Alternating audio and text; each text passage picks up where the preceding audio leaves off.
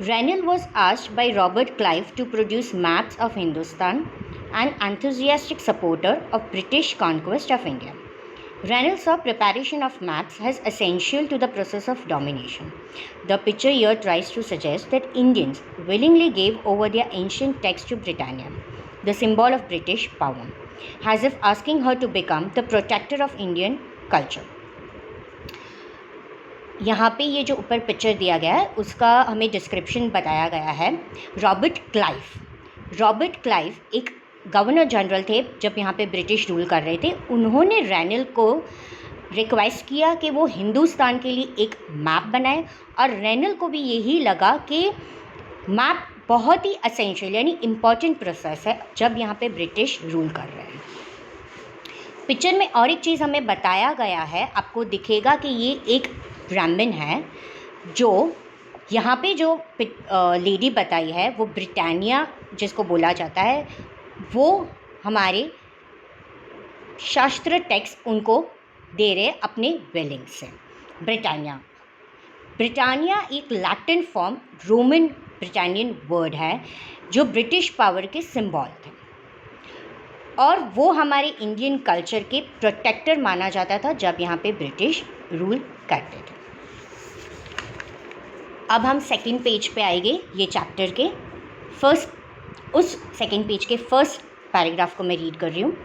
All such historical question refer us to back to notions of time, but time does not have be always precisely dated in terms of a particular year or a month. Sometimes it is actually incorrect to fix precise dates to process that happen over a period of time. People in India did not begin drinking tea one fine day. They developed a taste for over time. There can be one clear date for a process such as this. Similarly, we cannot fix one single date on which British rule was established, or the national movement started, or changes took place within the economy and society. All these things happened over a stretch of time.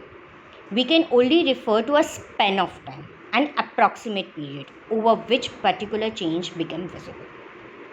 इस paragraph में हमें ये कहना चाहते हैं कि कोई precise date कोई भी इवेंट की हम ले नहीं सकते, उसको मुझे अप्रॉक्सीमेट लेना होता है, मुझे अज्यूम करना होता है कि ये पीरियड ऑफ टाइम में हुआ होगा।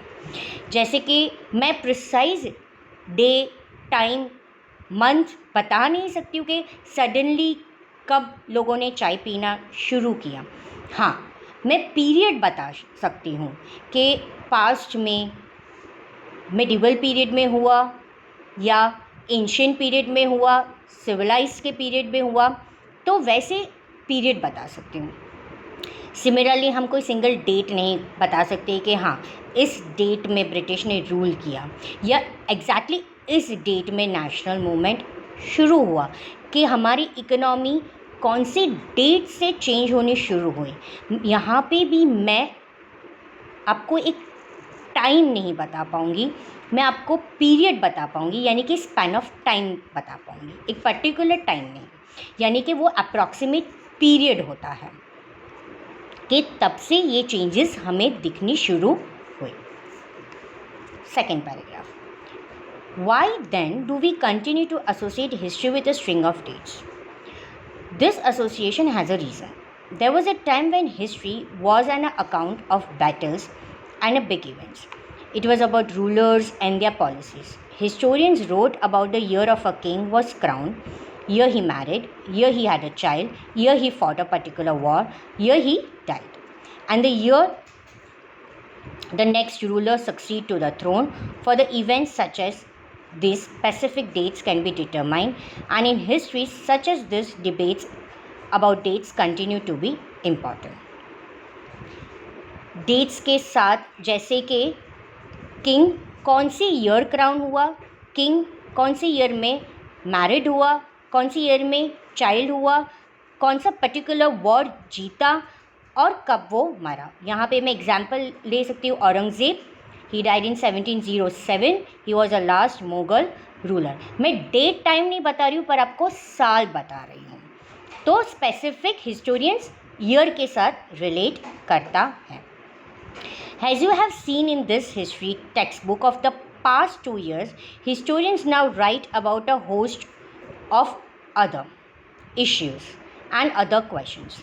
They look at how people earn their livelihood, what they produce and eat, how cities developed, market came up, how kingdoms were formed, and new ideas spread, and how culture and society changed.